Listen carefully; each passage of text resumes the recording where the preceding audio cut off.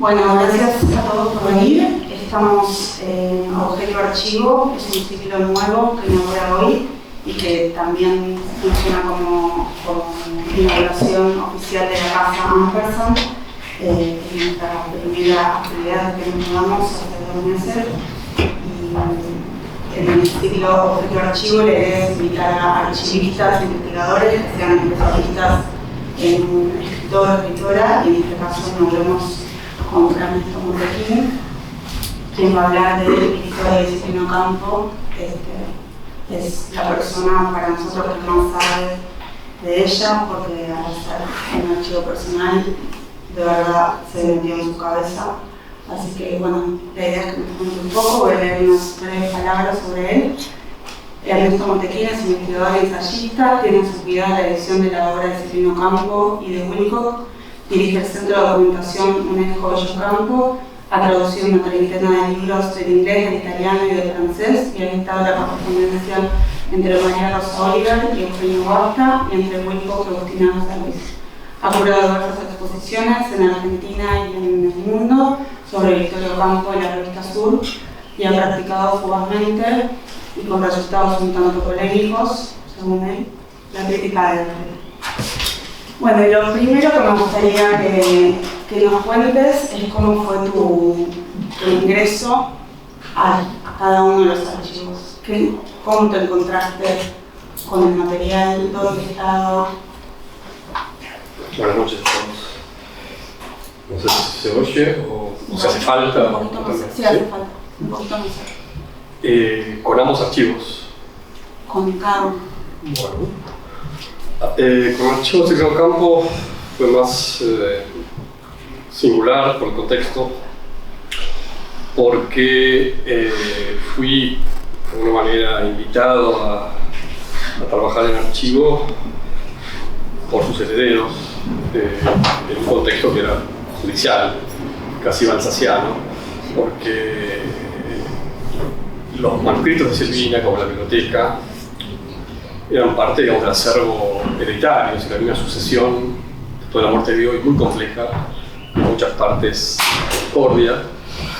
En algún momento, después de la venta del departamento de la calle Posadas, se trasladó a la biblioteca a un depósito y los manuscritos a otro.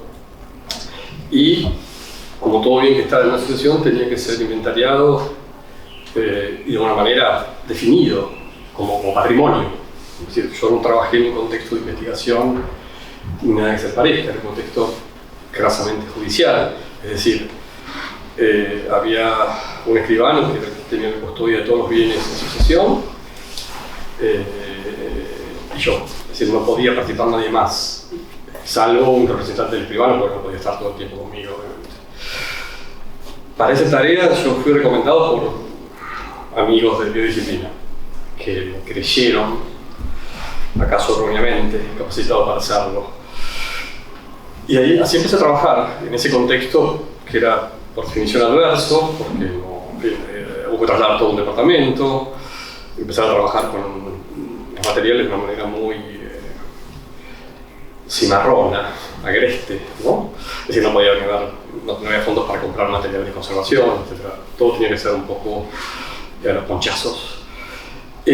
Así empecé, con esa masa de papeles que era francamente apabullante en su cantidad, en su variedad y en su riqueza, porque pocas veces uno se enfrenta con un fondo en estado virgen, como era ese, ¿no? Que salió de un lugar donde vivía Silvina durante mucho tiempo y se trasladó a otro. Algunas cosas se desviaron, pero por otras razones, pues voy a contar algo de eso.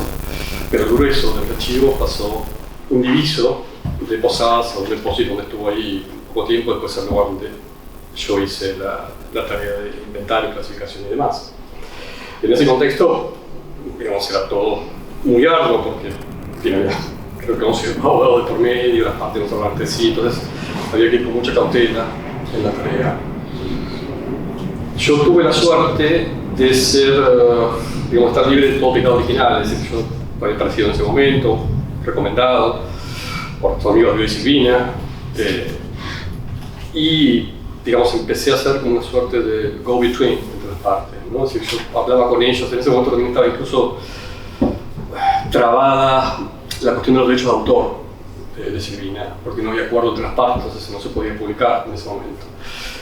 Poco a poco, a medida que yo fui avanzando con mi trabajo, trabajaba prácticamente todos los días, fui conociendo a todos los herederos, incluso abogados, jueza, en ese momento no había una jueza, y poco a poco se fue abriendo ese universo, fueron confiando en mí, básicamente, fui contando lo que fui encontrando, y ahí se fue armando algo bastante singular, que era, por un lado, la tarea, digamos, pura y dura, casi positivista, de inventariar una cantidad enorme de papeles que estaban además en estado caótico, Silvina nunca fue ordenada, y al mismo tiempo empezar a mirar eso con ojos de editor, incluso. Es decir, empezaron a aparecer los inéditos, los manuscritos de la obra edita, la obra inédita, los papeles privados, todo eso tenía que ser una tarea casi de, era como armar un rompecabezas.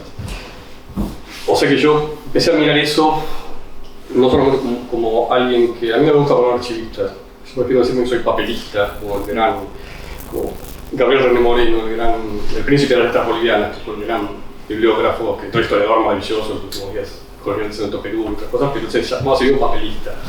El archivista para mí tiene una connotación de gestión administrativa que me parece, para mí es contra natura, que no me interesa si yo trabajo de otra manera, me interesa no profesional, sino personal, con los archivos con los que trabajo. Si tuviera que ocupar un archivo, digamos, de una persona que me interesara, sería una pesadilla. Entonces, para mí siempre está por encima del interés personal, por sobre todo profesional. No soy un archivista profesional, lo mío es más bien una patología. Perdón, decís que es mucho material, ¿cuánto? Mucho. Mucho. No sé, para darles una idea, solamente poemas inéditos, no solamente poemas, digamos, manuscritos o borradores cuando hablo de manuscritos hablo genéricos, así puede ser originales dactilografiados, originales autógrafos. Solamente de poemas inéditos, yo inventaría unos 500. Solamente de poemas inéditos, sin contar, digamos, los manuscritos o materiales de trabajo de la obra edita, de poemas éditos, cuentos, teatro. Es decir, estamos hablando de arriba de 100 cajas tamaño oficio con material, de los cuales hay además, además de lo de Silvina, hay una pequeña parte de materiales de Bioy. Ustedes saben que Bioy en vida, el profesor Balsea, como Balsea, Daniel Martín, para su volver F2, le trasladó su archivo en vida.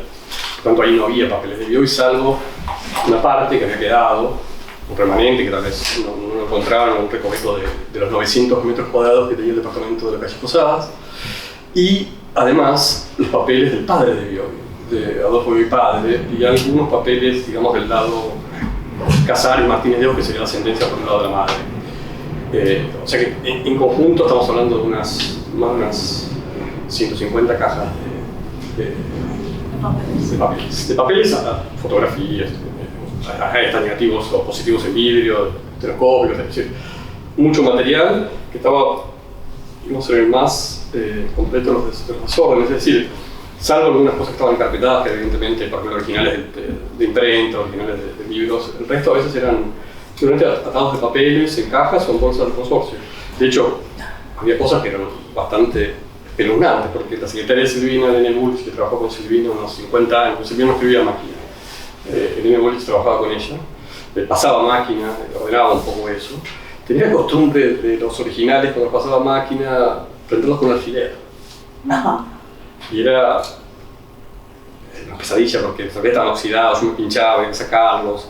Es decir, eran a veces comodísimo. Yo, por suerte, no estaban envenenados con cura, nada por el estilo, pero sobreviví. Pero era una tarea un poco penosa.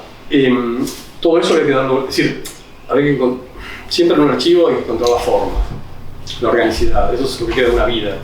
Es decir, todo eso forma parte de un tejido que se rasgó, se rompió, en algunos casos para siempre, solo tenemos un fragmento y a partir del fragmento podemos intuir el todo, o tenemos una totalidad, en este caso era casi una totalidad, pero había que encontrar, siempre lo aconsejable en un archivo es tratar de buscar esa forma ahí escondida, o dársela, con un criterio que sea, digamos, perfectamente comprensible para terceros.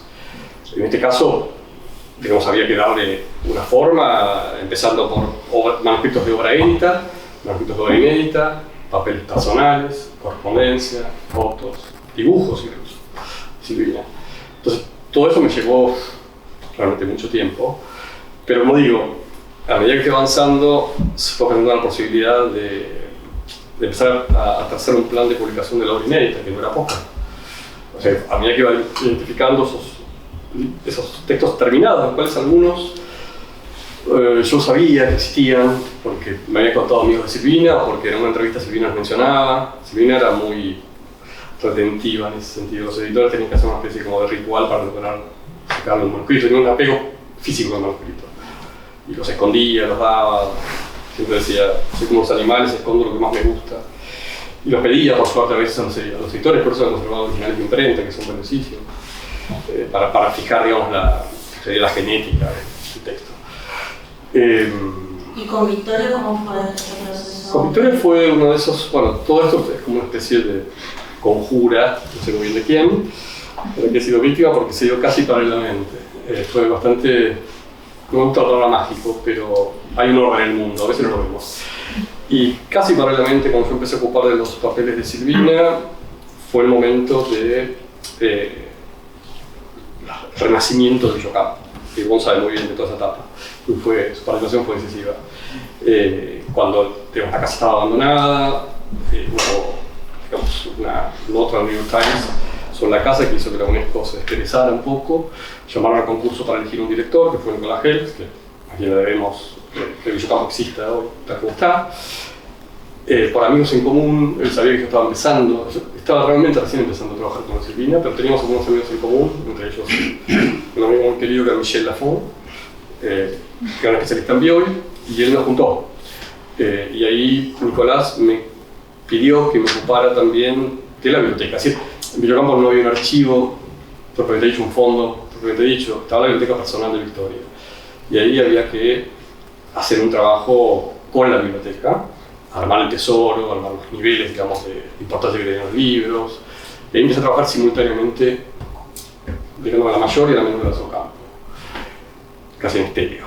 Y después, bueno, por el lado de Victoria se fue construyendo un fondo con el tiempo. Había algunos papeles en la casa, pero... ¿Puedo tomar esto? Sí, es eso. ¿Esta? ¿Qué sirve? Sí. Vamos.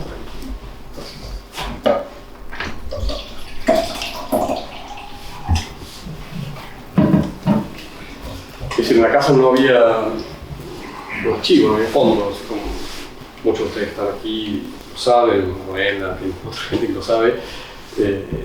Digamos, el derrotero de los papeles de Victoria es bastante sinuoso, rectilíneo, por decirlo de alguna manera, con zonas lagunas, zonas muy oscuras y otras no tanto, pero en todo caso digamos, no se puede reconstruir a ciencia cierta hoy en día, todavía ojalá algún día se pueda hacer, la trazabilidad, dónde fue para cada cosa, quién tomó decisiones, allá del textual como huella, de las cuales obviamente hay unos indicios en cartas, etc. Entonces, a partir del trabajo con la biblioteca, que fueron varios años también, no trabajé yo solo, digamos, un equipo, trabajamos identificando los marginarias primero, digitalizando, clasificando lo que era el tesoro, los distintos niveles. Con un equipo, con el tiempo, bueno, la Fundación Sur, que fue creada por Victoria en los años 60 y que es la derechohabiente, que es la propietaria de los derechos intelectuales de Victoria, tenían en un depósito, no tienen ciencia física, lo que se había salvado de Sur, de la revista, ¿no? Del archivo de la revista, y otros muebles, fotos. Eso, por suerte, está en Villocampo, porque se llegó a un acuerdo de comodato, la Fundación Sur lo trasladó a Villocampo y lo tenemos nosotros desde, creo que es el 2010. Entonces ahí sí se empezó a armar un fondo de Victoria Ocampo, primero con las fotocopias del epistolario de ella que está en Harvard. Victoria, digamos, quiso que su archivo de cartas fuera Harvard. Harvard había dado un honoris causa, entonces había una... Es decir, hubo muchas hipótesis, barajó muchas posibilidades, pero finalmente fue Harvard. Su archivo, su epistolario. Ese epistolario está hoy en día, los originales están en Harvard, pero digamos, esa donación estaba sujeta a dos factores, que era que quedaran en el país 2 juegos de fotocopias, uno en la Academia de Letras, se fue la primera mujer en entrar a la Academia de Letras, y otra en la Fundación Sur. Cuando llegamos a este acuerdo con la Fundación Sur de Comodato, trajeron a Villocampo digamos, el juego de fotocopias de la correspondencia, más los papeles que se habían salvado del Sur, papeles administrativos, realmente muy poco lo que se ha salvado del Sur. Hay que pensar en una revista que existió ininterrumpidamente durante 40 años, se ha salvado nada, fue muy poco, contratos, correspondencia con agentes literarios, pero todo lo que sería el archivo de originales, por ejemplo, o de correspondencia con escritores, eso se perdió, se salvaron muebles, se llevaron, sí, las fotos, hay casi 1000 fotos que eran fotos de Victoria, que constituye, digamos, como el reservorio más grande de imágenes sobre ella, que es la Fundación Sur, y está en Villocampo. Entonces ahí sí empezamos a armar el fondo Victoria Ocampo en Villocampo a partir de este corazón de materiales, y bueno, que se fueron añadiendo otros, obviamente. Algunas donaciones, material que hemos recopilado de distintos lugares en copia. Es decir, que el de Silvina lo recibiste en un estado virgen, como dijiste vos, y este no, el de Victoria fue como mucho más intervenido, movido, tocado. Absolutamente. La Victoria es un archivo que tiene zonas, es decir, por ejemplo, no se ha conservado un solo original. Victoria escribía, bueno, solo visto como testimonio. Para la fotografía se conserva, la Fundación Sur, un juego de manuscritos, pero no es el único, es decir, no se puede reconstruir la genética, porque prácticamente hay una versión que puede no ser la última, la definitiva, pero digamos, todo lo que tiene un archivo oceánico de originales, nunca se supo, creo que sepa un día exactamente qué pasó con eso. ¿No? Si la propia Victoria destruyó gran parte de eso, que es posible por los escritores les gustaba borrar su propia huella, ¿no? Y a veces uno en un archivo, en un archivo de SAE en Princeton, y parece que nació como Palas Atenea del mundo de Cero, o sea, con el casco y la espada, como si no hubiera habido borradores, titubeos, ¿no? A veces hay una coquetería del escritor que hace que borre esos tartamudeos. Puede haber habido algo de eso, pero algo tendría que haber salvado. Es decir, de la obra literaria de Victoria, fuera de los epistolarios, porque Victoria Ocampo hoy en día tendemos a ver como Madame de Sévigné, pues solo ha escrito cartas, de toda una obra literaria enorme, incluso sin recopilar. De todo eso que permitiría reconstruir el proceso creativo como escribió Victoria, prácticamente no hay nada. El archivo que está en Harvard es un archivo de cartas, y además sumamente expurgado. Entonces, ese archivo lo estamos reconstruyendo a partir de fragmentos que van apareciendo y que siguen apareciendo cada día. Con respecto a tu papel como editor de Silvina Ocampo y al relanzamiento que se hizo este año por parte del Monumento de la Biblioteca Silvina Ocampo, ¿cómo fue que determinaste primero cada libro? Y además, ¿cómo hiciste? Porque las repeticiones contadas que ella no fechaba su borrador. Entonces, ¿cómo determinabas qué borrador era el 1, para el 2, para el 3? ¿Era obvio para vos? No siempre. No. Bueno, ahí no soy un positivista, quiero decir, es el examen racional de la realidad objetiva. Algo que estuvo despreciado durante décadas, porque, habiendo la teoría, ¿para qué nos ocupamos de la materia? ¿No? De cotejar versiones, cotejar la genética, leer las variantes, decir, bueno, por esta palabra acá, en esta otra, entonces son sucesivas, consecutivas. Es un trabajo de close reading, muy microscópico casi, que te permite dar, sobre todo, en algunos casos es más evidente, vos tenés un original dactilografiado que tiene adiciones autógrafas. Encontrás una versión en limpio que se vuelcan esas anotaciones, entonces vas construyendo la sucesión, lo que sería la cronología genética, ¿no? Eso se puede hacer. Tiene a veces algunos riesgos, pero tiene unos particulares, por ejemplo, como encontrar cuentos en un estadio inicial o, digamos, la escritura, que parecen cuentos inéditos, en el sentido que cambian los nombres de personajes, cambia el título, cambia a veces el punto de vista, ¿no? Entonces, hay que leer con mucho cuidado eso, incluso cuando a veces se filtran textos de otros. Hay ejemplos muy graciosos, por ejemplo, el caso de Silvina, hay los pocos lugares donde hay manuscritos de Silvina, que no están, digamos, en un archivo tan cuidado, hay una parte en Princeton, que son los papeles que tenía precisamente la secretaria de Silvina, Elena Igulich, y que alguien los desvió, porque Elena Igulich al final estaba un poco mayor, la pueden ver en las dependencias. De Lucrecia Mantel aparece Jovita, que era la ama de llaves, y aparece Elena Igulich, que la secretaria estaba muy viejita. Ella en los últimos años, después de la muerte de Silvina, vio y le seguía dando tareas para que tuviera lo que hacer. Entonces llevaba a su casa manuscritos para pasar en limpio, ¿no? Y bueno, esos manuscritos desgraciadamente alguien se los robó y los vendió. Cuando iban dando vueltas por Buenos Aires, o por Princeton, una parte, no toda. Otra parte, que en un cuaderno y algunas hojas, están en una universidad, otra universidad norteamericana, con nombre de catedral, University of Notre Dame, en Indiana. Y ahí tienen, por ejemplo, tienen un cuaderno de Silvina y un original, supuestamente lo que ellos anuncian como un poema inédito. Es un original dactilografiado con un montón de correcciones manuscritas de Silvina. Se llama Gotas Saladas. El poema es, no sé, pueril, o cualquiera, por el más mínimo ejercicio de lectura, digamos, dice estentoriamente que no lo correcto. Silvina salvo que es una parodia.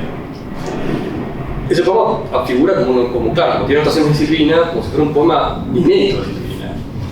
Bueno, ese poema en realidad es un poema que escribió precisamente su secretaria, Elena Igulich, que de hecho se publicó, porque cuando yo la fui a ver, pobre, estaba muy enferma, me regaló, sus sobrinos le publicaron una especie de librito para que repartiera, que se llama Gotas con Sal, que son los poemas que ella escribía, ¿no? Entre ellos está en el prólogo dice, Operación Silvina, me lo revisó, etc.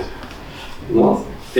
Ahora, varios investigadores me han preguntado por ese poema, como si no se dieran cuenta por sí solos que no puede haber escrito Silvina. Yo dije, no, le mandé varias veces el libro de Elena Igulich con el poema, etc. Y por algún motivo esotérico la universidad no quiere reconocerlo. Supongo que era un problema administrativo, porque supongo que lo pagaron como si fuera un inédito de Silvina, es decir, ahora que es un inédito, no, ni siquiera es inédito de Elena Igulich, es un poema édito de Elena Igulich, es un clímax, ¿no? Entonces está ahí. Yo, cada tanto que me pregunta, ese poema de Silvina, eso es parte, digamos, de las otras cuestiones divertidas que a veces ocurren en los archivos. Con Victoria lo mismo. Es decir, a veces en Estados Unidos compran a mansalva archivos enormes. Como no tiene una relación personal con el archivo, no conocen el mundo de esos archivos, ponen a un estudiante undergraduate a hacer lo que llaman un funding aid, un inventario, que en realidad es una ayuda. Y ahí aparecen los peores errores, aparecen dos personas que se transforman en una. O por ejemplo hay archivos donde aparece Eugenio Guasta, después aparece Eugenio Cuesta, es el mismo, por ejemplo. O en el mismo archivo de Victoria, ahora creo que lo corrigieron porque me parece que Silvia Molloy se puso firme con eso. Había un sobre que era Pepe Bianco, y todas las cartas que decían Pepe, por más que Pepe la letra fuera palmariamente distinta, que fueran escritas en español peninsular, eran todos Pepe Bianco. ¿No tienen ahí? Yo cada tanto que preguntaba, ¿esas cartas de Pepe? No sé. Por eso cuando en esos archivos de Estados Unidos son realmente uno lleva muchas sorpresas. Yo, algo que me divierte mucho cuando voy es mirar primero todo la carpeta de lo que llaman unidentified, ¿no? Letters, porque ahí es donde meten todo lo que no saben lo que es, ¿no? Y a veces como no, ni siquiera cotejan. Yo he encontrado en esas carpetas, que además a mí me divierte el ejercicio como un desafío, así como una especie de juego mental a ver si detecto quién es eso, ¿no? Esa persona, sino que a veces pasa cuestiones son más graves, que por ejemplo en ese mismo archivo hay cartas de esa misma persona, con la misma letra, en el mismo idioma, bien clasificadas, y después en la fila de unidentified, hay más cartas. Entonces un investigador pide el archivo, todas las cartas de fulano le dan eso y no lo otro, porque no saben. Y es algo que uno los pone, es decir, la evidencia es... Quizás porque no tiene la firma. No, tiene la firma, tiene la firma. A veces lo tienen, es un poco más asequible, pero digamos, cualquier persona que hace eso los proteja, casi, en fin, casi diría que es instintivo ver las similitudes y las diferencias, ¿no? Pero eso crea problemas a la hora de investigar, porque pide a distancia, se gasta un montón de dinero aunque le escaneen eso, y uno está, esa persona, ese investigador se queda tranquilo diciendo, saqué todo lo que hay ahí. No es así. Y con respecto a las selecciones que hiciste para las repeticiones, por ejemplo, o dibujo de tiempo, ¿cómo fue la...? Bueno, en ese caso, debo decir, en primer lugar, decirle agradecer a los herederos que me dieron libertad absoluta para que siguieran el criterio. Son ediciones literarias, que no son ediciones críticas, ediciones académicas, sí tienen un mínimo de información, sobre todo cuando se trata de inéditos, que hay que darla, hay que poner en contexto de eso, incluso describirlo materialmente. Yo ahí creo encontrar una vía media que no es, digamos, la de una edición crítica ni mucho menos, pero dar cierta información que puede iluminar un poco más el contexto en el que fue escrito ese texto. Ahí siempre digo lo mismo, digamos, confié de una manera muy natural en mi condición de lector. Quiero decir, incluso decidí no pedir opiniones ajenas, porque muchas veces cuando uno pide opiniones ajenas es cuando todo se distorsiona un poco. Yo confieso que lo único que puedo confiar es que es mi condición de lector. Si no sirvo para detectar un texto que tiene un valor literario, no sirve para nada. Entonces me guié por eso y digamos, por un lado, por cada texto particular, el estado en que estaba, digamos, de corrección o no, o la entidad literaria que tenía para mí, que podía leerse como literatura, no como documento solamente. Hay muchos textos, de Archivo Silvina, como el archivo cualquier escritor, que tienen un valor como documento literario, pero, digamos, no se los puede leer con naturalidad como literatura, con la misma naturalidad que un texto ya publicado en guía del autor. Textos inconclusos, en fin, borradores. Entonces, en ese sentido, yo fui llamado por un criterio personal, que digamos, puede ser discutible, desde luego, porque se funda en el gusto, el conocimiento de la obra de Silvina, obviamente, en mi gusto personal y en mi, que digo yo, no sé, para detectar el valor literario de un texto. Después sí, obviamente, había obras que ya estaban en un estado muy avanzado de corrección y que Silvina no llegó a publicar. Es decir, yo sabía de su existencia, y mencioné el recuerdo, la autografía en Lazo. Silvina hablaba en muchas entrevistas de eso. Trabajó en eso mucho tiempo, y hay que tener en cuenta que Silvina en los últimos años estuvo muy enferma. Entonces, en ese declive lento que duró mucho tiempo, no tomó demasiadas decisiones. Es decir, cosas que estaban listas para publicar y no se publicaron en parte por eso, ¿no? Pero que existían como obra. Es decir, ella hablaba en entrevistas, están ahí una cantidad enorme de versiones que uno puede reconstruir a lo largo de 20 años. La promesa, por ejemplo, una novela inédita. Por eso, en ese sentido, no puedo decir que sea una tarea difícil, para nada. Al contrario, para mí fue una tarea completamente natural, no dudo un instante. Y cuando iba encontrando, digamos, las obras que ya conocía, era, en fin, no sé, una epifanía, más cerca de una experiencia religiosa que he tenido en mi vida, porque de pronto ser el primer lector de eso, de lo que yo sabía que existía, si no había hablado, no se había publicado, era realmente algo sumamente emocionante. Queda ahora el teatro, durante ese año que viene, y la poesía inédita, que, como dije antes, es enorme la cantidad de textos que hay. Y el proceso que fuiste descubriendo a medida que veías los papeles, incluían a su secretaria y a Gabriel Casares, como contás, creo que en el documental de Mercedes Alfon, y algo más, o cómo era ese proceso. Ella escribía, le dictaba a su secretaria correcciones. Había varias etapas y además había diversos procedimientos que a veces coexistían, a veces no. También depende mucho de la época, ¿no? Normalmente Silvina empezaba por escribir los cuentos, por ejemplo, del argumento, a veces en 2 líneas, como la semilla, ¿no? Hay muchos cuadernos.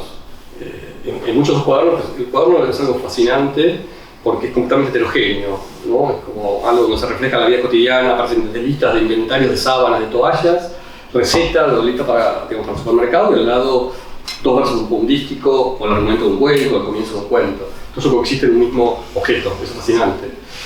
Porque muchas veces empezaban con un argumento reducido a 2 o 3 líneas, que después se iba abriendo, se iba desarrollando. Yo muchas más entrevistas la gente pensó que las recopilé en un libro, pero generalmente eran escritas, no me gustaba, digamos, que las grabaran tanto, generalmente eran por escrito o después las corregía ella, y a veces incluso yo también corregía algo de las entrevistas.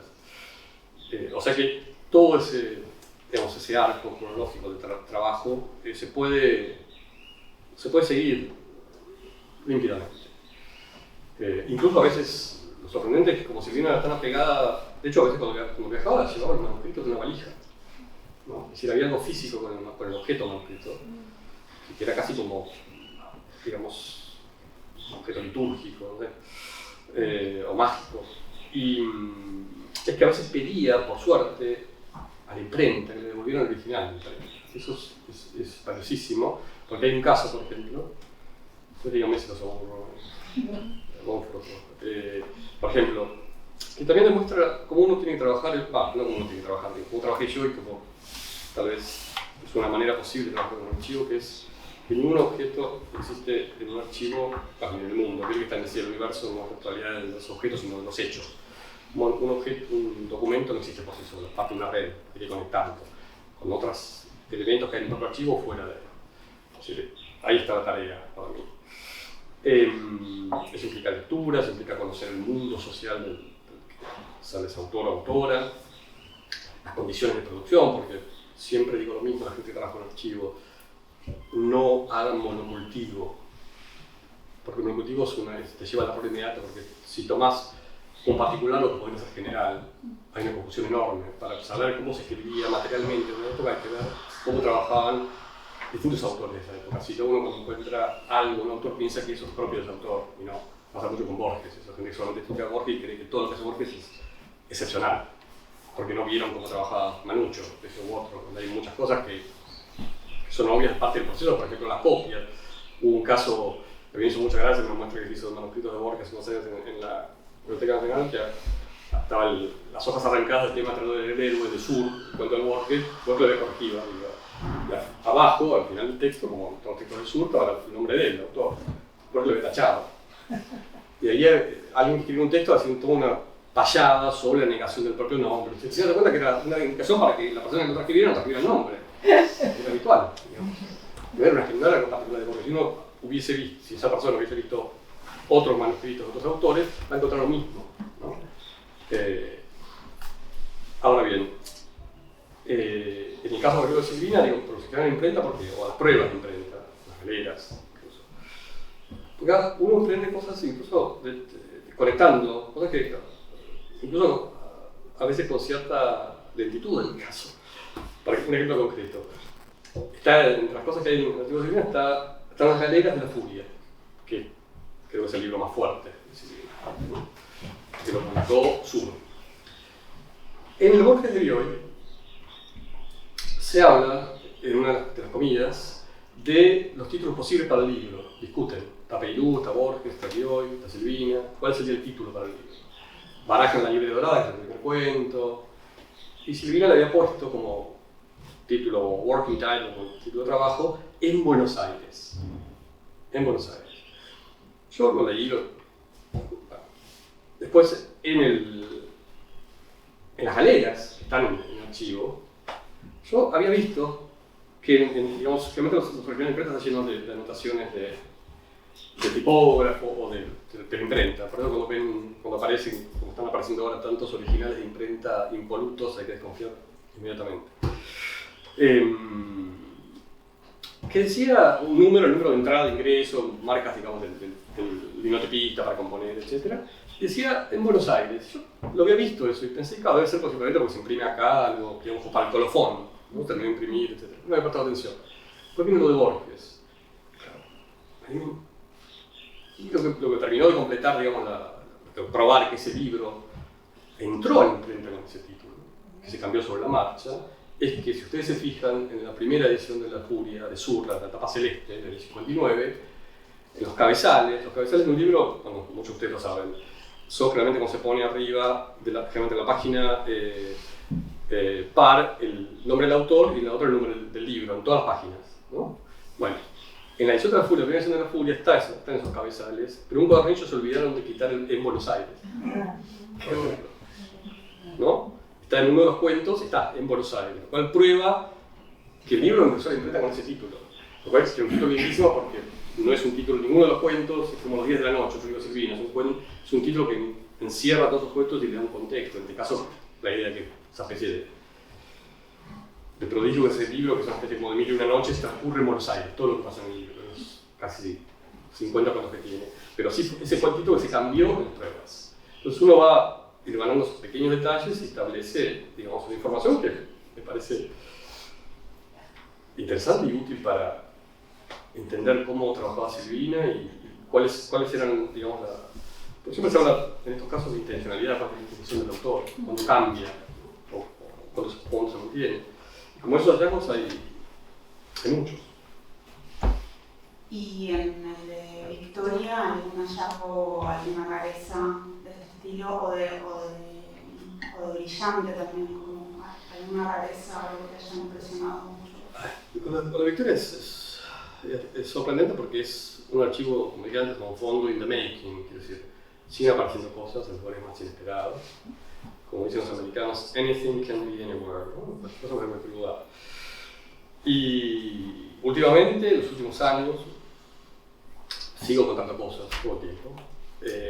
O sea, hace un par de años, en 2018 creo, el Fondo Nacional de las Artes, de la cual Victoria fue miembro fundadora y renunció en el 63 con la Gol de Perón. En 2018, perdón, la dirigía Carolina Vicarte y me llamaron para que le diera algunas ideas sobre la editorial del fondo, unas cosas que propuse, bueno, porque no reeditan la colección de clásicos, digamos, clásicos traducidos por traductores argentinos, que había creado Victoria, que está desde La Capuja de Palma, traducida por Pepe Bianco, hasta Movidic por Enrique Pezzoni, etc. Déjeme ver si por ejemplo quedó trunco con la renuncia de Victoria y todo el directorio cuando Perón en el 63, déjeme ver si quedó algo en los archivos acá, que tienen, ¿no? Porque por ahí quedan inéditos, no se publicaron. Bueno, me dieron las actas, ¿no? Para empezar a reconstruir. Entonces, voy viendo las actas de ese año, porque esta gente que era bastante pulcra, dejaron una especie como de memoria de todo lo que habían hecho antes de irse. Entonces lo voy recorriendo así, ¿no? Y veo en un momento pago de X cantidad de dinero a Adelina del Carril de Viraldes por la compra de manuscritos de Mercado Morales para la creación del Museo del Escritor. Yo no tenía la menor noticia que hubiese existido en ese proyecto. Entonces cuando veo eso en las actas, digo, qué raro, yo no sabía. Sé que hay un original en la Biblioteca Nacional, pero no sabía que existía otro original, en este caso dactilografiado, con muchas correcciones ortográficas y grandes, ahí, enterrado. Entonces veo que hay varias compras a la vida de Viraldes, de materiales de Viraldes, para este supuesto museo del escritor, que de otro grupo.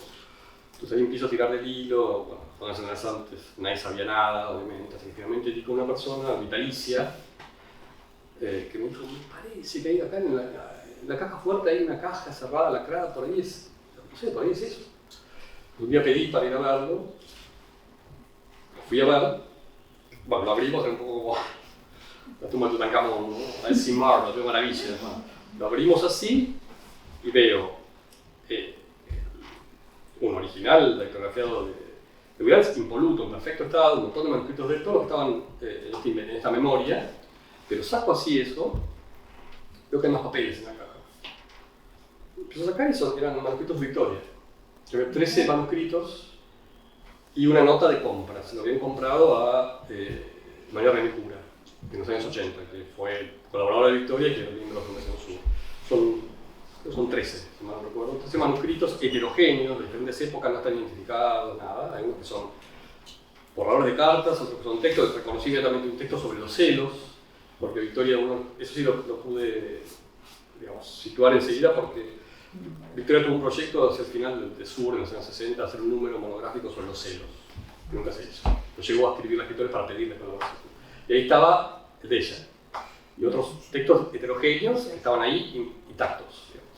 No había el menor registro que eso estaba ahí. Sí había con los papeles había, como digo, una especie de recibo de compra, se lo compró el fondo a la cura y ahí quedaron.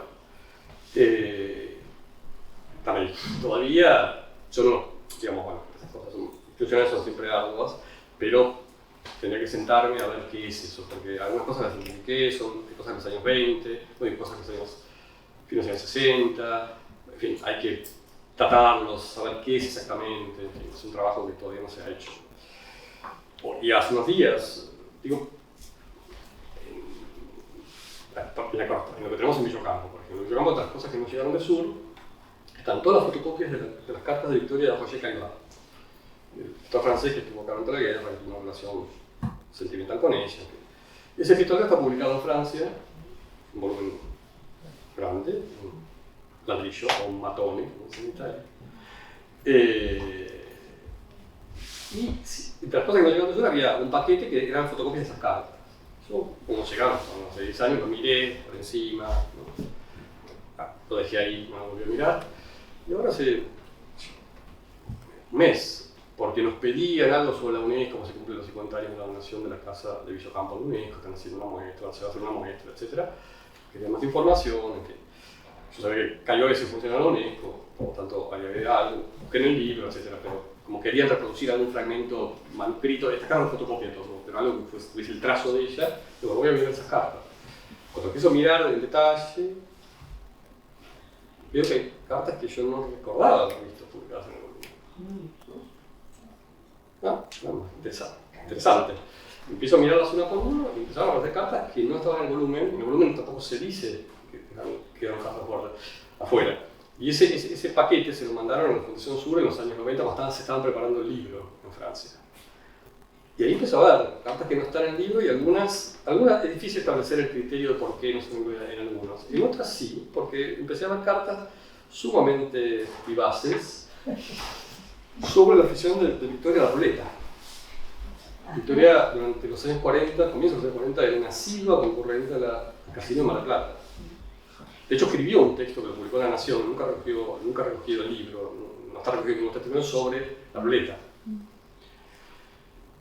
Bueno, supongo que alguien pensó que eso era deshonroso para Victoria, ¿no? Mostrarla como una ludópata. Ella después lo decía, que dejó de ir al casino cuando subió a crear gobierno cuando quería darlo solo sentado a pegar. Eso terminó, ahí curó la ludopatía, pero son cartas muy interesantes. Que, en fin, eso es parte del problema con Victoria, que es que nunca, es muy difícil saber con certeza qué quiso construir cuál imagen quiso construir ese nuevo que perdurara, cuál quisieron otros. Victoria fue una persona muy expuesta, muy atacada desde muy joven, por lo tanto, se le cuidó de alguna manera, le daba su flanco. Pero yo siempre digo lo mismo, el problema de mucha gente con Victoria, y que tuvo que ver con el destino, con la configuración actual, con la dispersión de sus papeles y en algunos casos la destrucción, es gente que no es que la quisieran proteger de sus detractores, sino que la quisieran proteger de ella misma, que es lo peor que se le puede hacer a una persona. Entonces, muchas de las cosas que desaparecieron para mí no obedecían a esa idea que esa Victoria unidimensional llevada al bronce, ¿no? Cuando muchos se entienden cuando uno la ve de cerca hay unas contradicciones, incluso esta afición por la ruleta o tantas otras aficiones que tenía o pulsiones o placeres o como queramos llamarlo. Entonces, ahí hay un trabajo, en fin, por hacer, ¿no? Es decir, el derrotero del archivo, hay un folclore oral de la quema de cartas por la muerte de Victoria, el jardín, yo creo que la propia Victoria sí recortó bastante, me parece que en su propio archivo no haya cartas a sus hermanas, no haya cartas, el archivo no haya ninguna carta incluso apasionada, ¿no? Apasionada amorosa. O sea, hubo, yo creo, una intervención de ella, pero me parece que tiene que haber habido otras que hicieron, digamos, aplastarla un poco, aplanarla, quiero decir, ¿no? Plancharla. ¿No? Y sin embargo hubo donaciones entre que vos recibiste cada archivo por separado. ¿Hubo adiciones a ese archivo? ¿El archivo de Villocampo? A los dos, a cada uno. No, el archivo sí. Curiosamente, pasa que cuando uno empieza a trabajar con un archivo, se nos pone una especie de imán también, ¿no? Empiezan a aparecer cosas.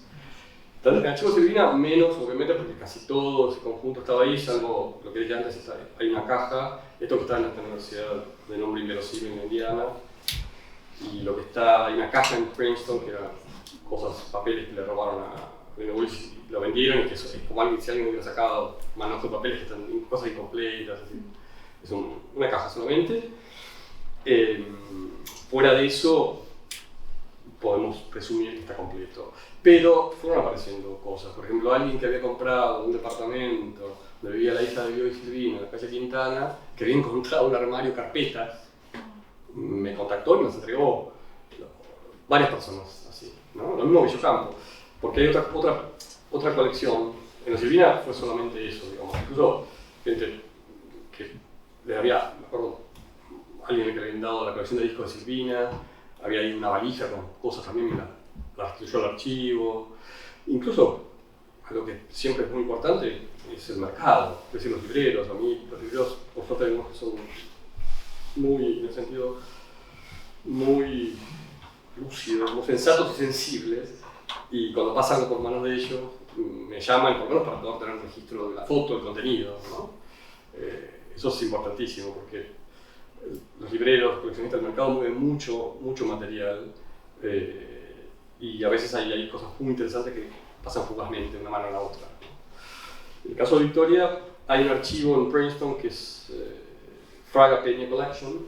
Son dos amigas de Silvina que hay una cantidad de papeles de Victoria y de la familia Ocampo en ese archivo. Son 4 cajas interesantes. De hecho, muchas cartas de Victoria Angélica Ocampo que se publicaron, que les editó Teipas, magníficamente Teipas Leston, vienen de ahí. Eso fue porque Silvina fue la última supérstite de las hermanas. Cuando murió Angélica, un año después de Victoria, en el 80, Silvina tenía que vender cosas de Angélica y Silvina no interesaba lo más mínimo guardar papeles de otros ni nada de eso. Entonces le regaló una cantidad considerable de papeles a estas amigas, que le ayudaron a transportar cosas. Y estas amigas, creo yo, con muy buen tino, la vendieron. O sea, se preservó eso, está en Princeton, con el nombre de ellas. Y es una masa de papeles de la familia Ocampo, muchas cartas de Victoria a su hermana, a sus padres, mucho material de Angélica, algunas cosas de Silvina, cartas de Silvina Angélica, por ejemplo. Y después, incluso, María Rebeca Peña tuvo la enorme generosidad de cosas que habían quedado todavía, de llevarlos a Villocampo. Nos donaron a Villocampo material bastante interesante de la familia Ocampo. Incluso hay una pintura Silvina de la casa que no está en la tienda de Villocampo, que la donó ella, y un conjunto de fotos, manuscritos, libros, o sea que sí, y gente que nos acerca a veces una carta, que alguien conoce a Victoria, en fin. Por suerte, eso seguimos agregando pinceladas, digamos, en ese gran retrato. ¿Y el material que está acá está digitalizado? ¿Está dónde? En Buenos Aires, en Argentina. Pero Villocampo está todo digitalizado. Villocampo está digitalizado, incluso la marginalia de los libros, las dedicatorias, todo está, obviamente, para manipular lo más posible los libros. Eso fue todo un trabajo que se hizo durante varios años, dirigido por Nicolás Held, y nos dedicamos precisamente a digitalizar todo lo agregado de los libros. Eso está, obviamente, y los manuscritos, las fotos, está todo en altísima resolución, sin necesidad de tocar nada. Pero Silvina no, eso va a queda pendiente todavía, pero lo de Victoria sí, está todo. ¿La correspondencia también? La correspondencia también, sí. ¿Pueden digitalizar? Sí, porque emprendimos un trabajo, digamos, de larguísimo aliento, que es tratar de empezar a indexar esas correspondencias. Porque el problema con las cartas, en general, es que tiene información muy heterogénea, y si uno no sabe el contenido es muy difícil orientarse. Sobre todo porque, en el caso de Victoria en particular, hablaba de cualquier cosa cualquiera. Tenía algo en la cabeza y lo soltaba así. Si fuera cualquier persona que no era el interlocutor más indicado para recibir eso, pero lo ponía.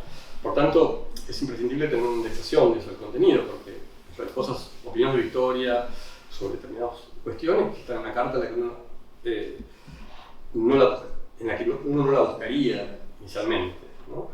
Pero eso es una tarea de años, son cartas, aparte hay que, digamos, tener ciertas competencias, porque son cartas en francés, en inglés, algunas son manuscritas, no es fácil descifrar la letra. Sí, por ahora empezamos con las cartas recibidas que lo estarían en Harvard. Pero la ambición, el tamaño de nuestra esperanza es algún día llegar a reunir las cartas que están dispersas, hacer copias, y empezar a hacer eso, porque si Victoria pudo controlar, ella o quien haya sido, quien se asumió esa tarea, las cartas que ella recibió, no pudo controlar las que envió. Están dispersas en los lugares más remotos, las cartas que ella mandó están en diferentes archivos, hay que rastrearlas, hay archivos que se partieron en dos y uno parte por un lugar del otro. Es una tarea como de rastreo para ir reuniendo todas esas piezas que están dispersas, sino en un futuro empezar a indexarlas, empezar a trabajar con las cartas, porque la digitalización en las cartas manuscritas tiene el valor de preservarlas y de ponerlas en circulación, ¿no? Pero no se trabaja con el contenido. Un archivo virgen, porque hay huellas materiales de la persona, no solamente el manuscrito, sino otros elementos. Es entrar en una intimidad física con una persona. Y quiero decir, y eso tiene incluso un peso psicológico, no es fácil a veces entrar en un archivo, porque uno primero es lo que uno encuentra en un archivo que contrasta, completa o refuta la imagen que tiene esa persona.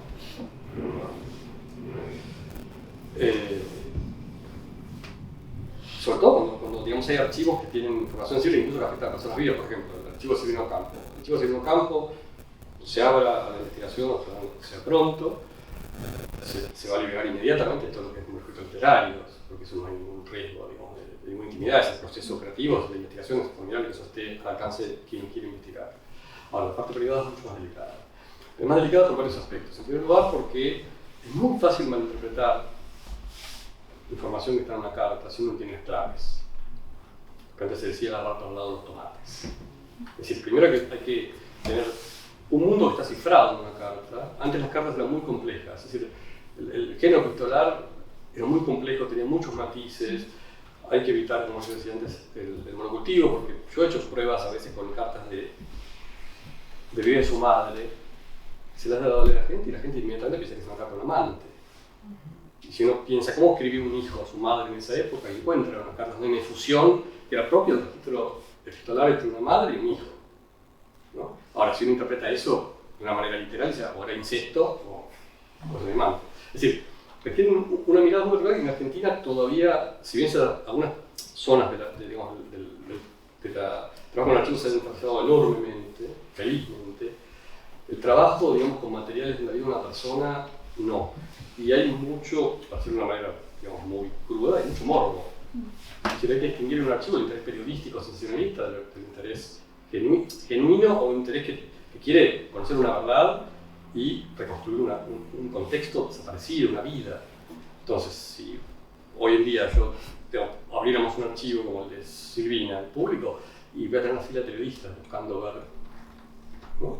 Entonces, eso incluso los archivos afuera tampoco es así. Por ejemplo, hay archivos, realmente cuando se vende un archivo, uno va a Preston, consultar archivos, muchos están embargados, tienen zonas embargadas. Algunos propios autores cuando venden un archivo en vida, recuerdo el caso de Carlos Fuentes, Vargas Llosa, hay toda una zona que solo se puede abrir 20, 30 años, después de mi muerte, lo que sea. Es la vida de una persona que no tiene derecho a disponer de su intimidad. Por eso me parece algo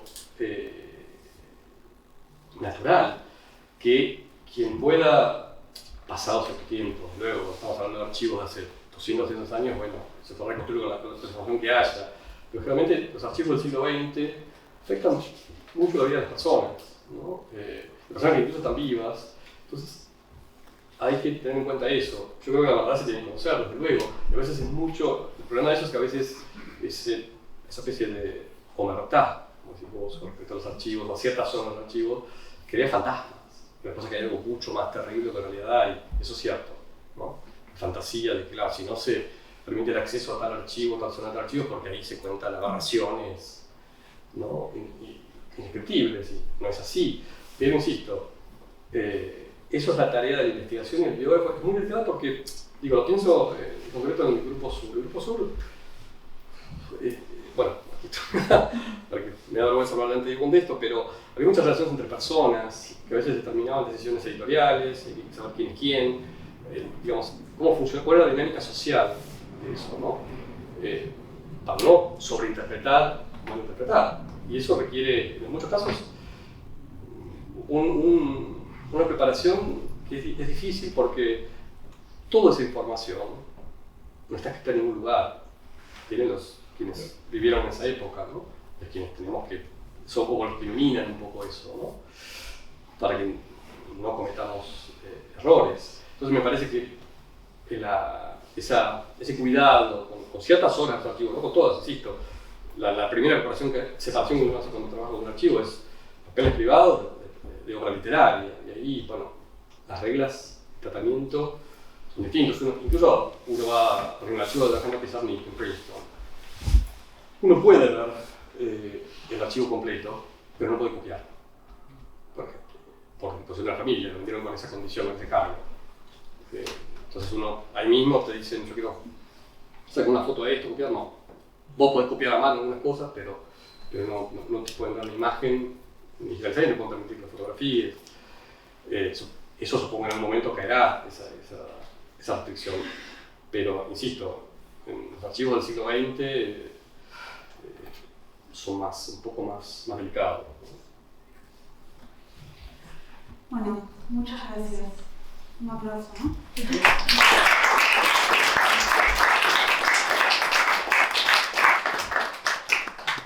Tenemos un momento para hacer unas preguntas. Si alguien quiere.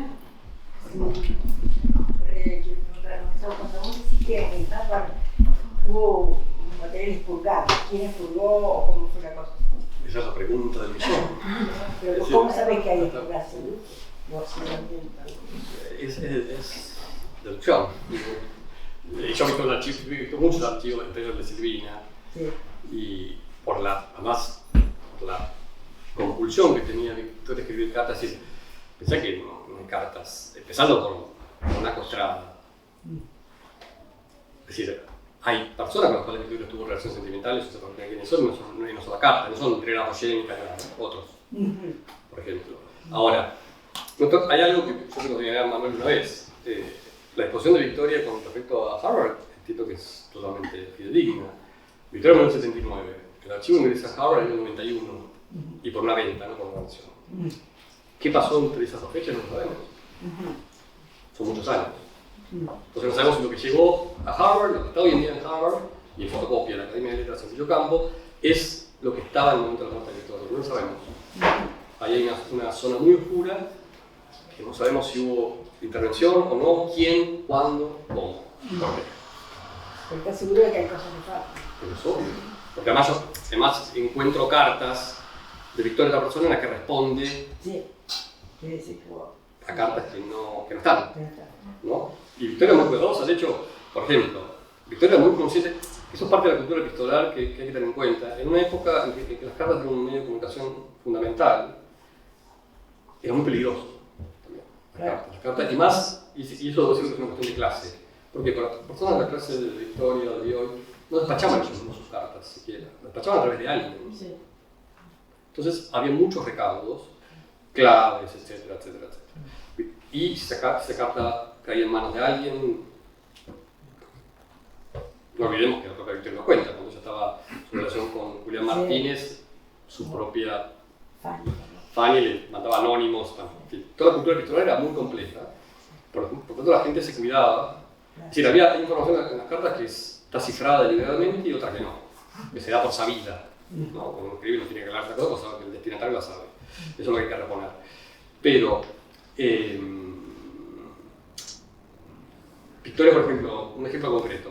Cuando muere María de Maestro, la gran pedagoga española, fue muy amiga de Victoria del siglo XX, muere en Mar del Plata. Y tenía todas las cartas que Victoria le mandaba a María de Maestro.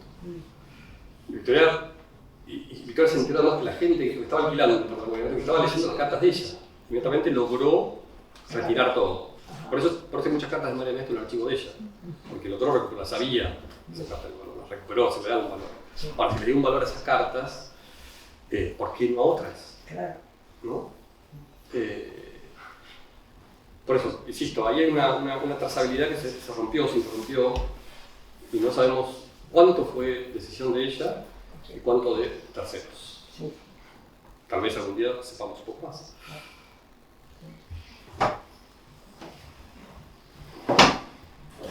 ¿Alguien más?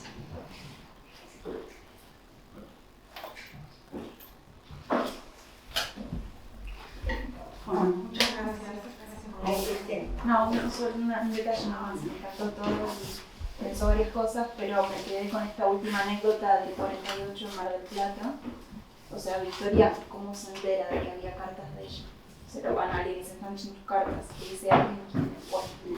No lo sé todavía. Okay. No lo sé todavía. Está buena esa anécdota. no sé todavía, pero alguien se lo dijo, que la dueña de la... Era una pensión, creo, algo por el estilo, que, claro, María Maestro no tenía... Su hermano había muerto en la guerra civil, fusilado republicano, estaba sola, alquilaba ese departamento, tenía todas sus cosas ahí. Y a alguien le llegó el cuento a Victoria, no sé a través de quién, de qué, más, se divertían, les alta, pues sabían quién era. Claro. Y tanto María Maestro como Victoria. Claro. Entonces, Victoria logró, tampoco sé exactamente a través de quién, retirarlas. Por eso están, Claro. si te fijas en el archivo, están por esa razón. Claro. Ujú. Gracias. No, nada.